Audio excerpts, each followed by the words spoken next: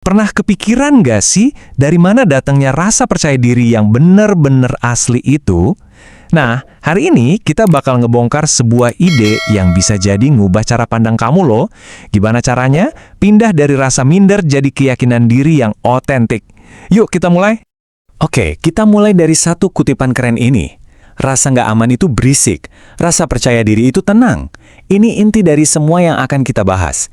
Coba bayangin deh, makin kamu ngerasa nggak yakin sama diri sendiri, makin besar juga kebutuhan buat ngebuktiin diri ke orang lain. Sebaliknya, orang yang beneran pede, mereka nggak perlu pamer, mereka tenang, mereka damai. Nah, pertanyaannya kan emang artinya apa sih dalam kehidupan nyata? Gimana caranya kita pindah dari kondisi yang berisik tadi ke kondisi yang tenang? Buat ngejawab itu, kita harus ngerti dulu akar masalahnya di mana. Jadi, langkah pertama, kita harus diagnosa dulu nih penyakitnya apa. Akar dari rasa minder itu sering banget disebut jebakan perbandingan. Ini bukan perasaan yang tiba-tiba muncul gitu aja loh, tapi lahir dari kebiasaan pikiran kita yang sangat spesifik.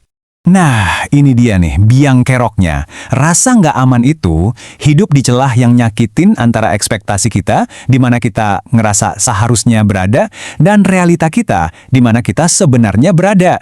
Celah inilah yang jadi tempat subur buat perasaan, aduh kok gue kurang ya. Slide ini ngegambarinya pas banget. Di satu sisi ada ekspektasi yang seringnya dibentuk karena kita ngebandingin diri sama orang lain. Di sisi lain ada kenyataan hidup kita sekarang.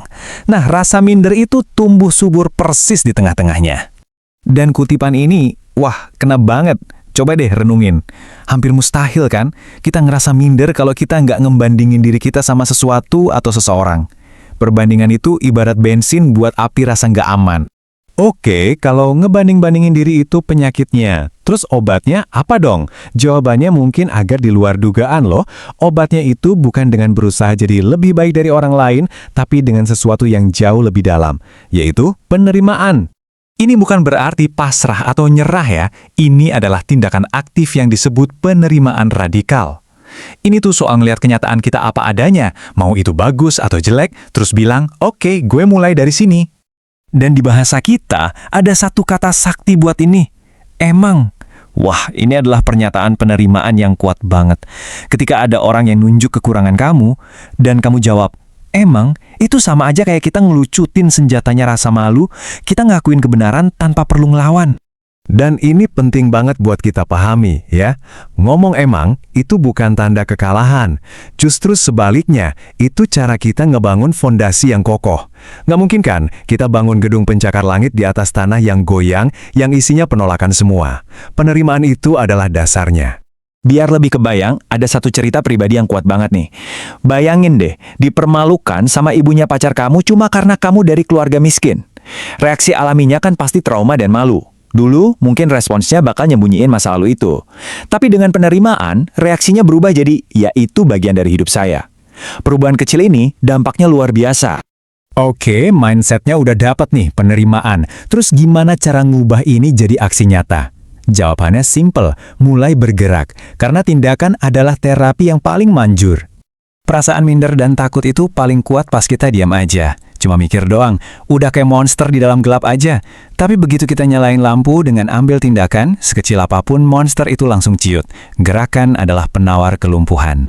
Tapi pertanyaannya, emang semua tindakan itu sama aja hasilnya? Ternyata enggak. Ada cara yang benar dan ada cara yang salah buat bertindak. Dan perbedaannya itu krusial banget. Nah, ini nih cara yang salah. Bayangin kamu dipaksa pidato di depan ratusan orang tanpa persiapan apa-apa. Hasilnya bukan jadi pede, tapi malah jadi trauma. Ini ibaratnya kita disuruh berenang, nyebrangin lautan, padahal baru belajar di kolam cetek aja belum. Kebanyakan dan kecepatan, ujung-ujungnya malah jadi bumerang. Nah, kalau ini cara yang benar. Pertama, mulai dari yang kecil-kecil dulu, langkah yang bisa kamu atasi. Kedua, turunin ekspektasi. Ini bukan soal kesempurnaan. Dan yang paling penting, apresiasi setiap kemajuan, sekecil apapun itu. Setiap langkah kecil ini, ngebangun momentum dan rasa percaya diri yang nyata.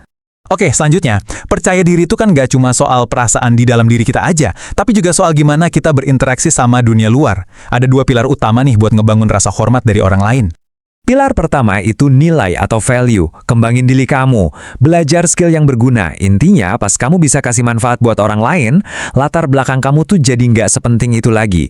Pilar kedua itu sikap atau attitude. Sopan, rendah hati, dan hargai orang lain.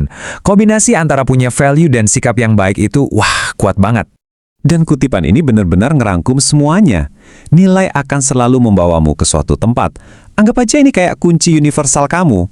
Apa yang bisa kamu tawarkan ke dunia, itu adalah mata uang yang berlaku di mana aja. Nah, ini ngebawa kita ke kerangka terakhir yang nyatuin semua pembahasan kita. Sebenarnya apa sih bedanya antara minder, percaya diri, sama arogan? Ini beda yang penting banget buat kita pahami. Intinya, semuanya itu cuma soal satu hal. Seberapa akurat kamu ngelihat diri kamu sendiri. Ketiga kondisi tadi itu cuma cerminan dari persepsi diri kita. Lihat deh tabel ini ringkasan yang jelas banget. Kalau insecure atau nggak aman, itu artinya kita ngelihat diri kita terlalu rendah. Kalau arogan, itu kita ngelihat diri kita ketinggian. Dua-duanya nggak akurat dan sama-sama rapuh. Tapi rasa percaya diri yang sejati, itu lahir dari persepsi yang akurat. Kamu tahu kekuatanmu, kamu juga tahu kelemahanmu, dan kamu nyaman dengan itu. Nah, inilah ketenangan yang kita omongin dari awal. Jadi, ingat ya, hidup itu kan proses, bukan tujuan akhir. Pembahasan kita kali ini ninggalin satu pertanyaan yang kuat dan personal banget buat kita semua. Nah, setelah kamu nerima posisimu sekarang, pertanyaannya adalah, apa satu langkah kecil kamu selanjutnya untuk maju?